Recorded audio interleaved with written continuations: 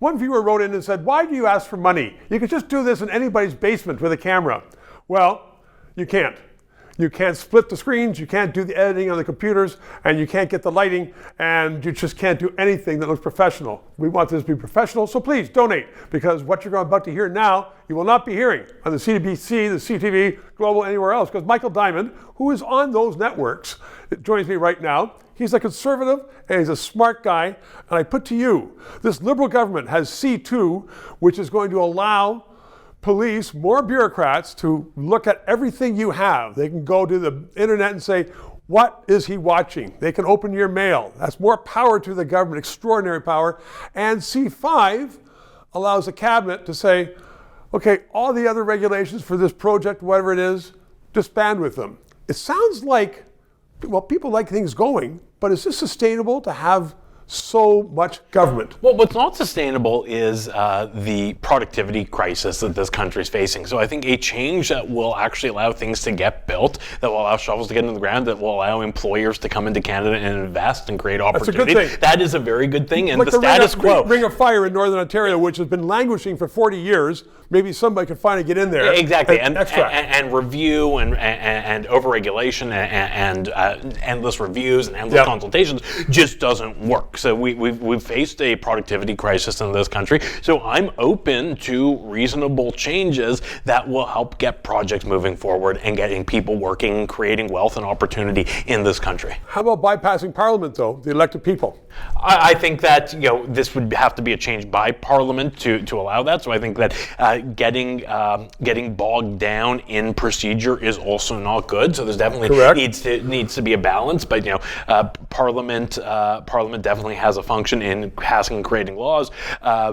If opportunities are getting hamstrung because of over-process, over-regulation, over-government, making changes that will stop that is a very good thing. Again, the status quo is not sustainable in this country. I agree with you on all of those points, but then I look down the road when we have some great projects going, when we have some pipelines going, I hope that they come across, then is it not up to your party to hold this government accountable so that they don't have corruption in picking the projects and getting stuff going? Oh, absolutely. Look, and it's ultimately up to voters to hold them accountable. So it's obviously, the role of opposition in Parliament is a very important one, and the role of the electorate is also a very important one. You know what? I used to believe that and say that, but then the last four elections, 3 of the 4 elected Trudeau.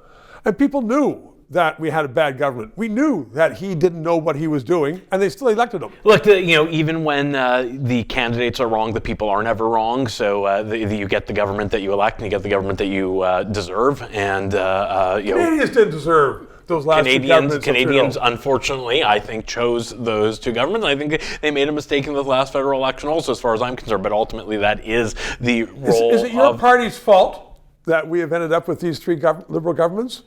By losing the last 3 elections? Well, I think that it's not the fault of any party. And this last election, we could point blame to Donald Trump, for example, and others. The Liberals also made a very smart change, abandoning Justin Trudeau at the 11th hour. So that was, obviously very smart. That answer shows why you're a smart conservative. Michael Diamond, thank you very much. Cheers. 3 minutes. To those of you who have subscribed and donated, a heartfelt thank you. You're keeping us on the air. If you're watching and you haven't, please try to do so, because 4 years ago we started this show because there needed to be independent analysis.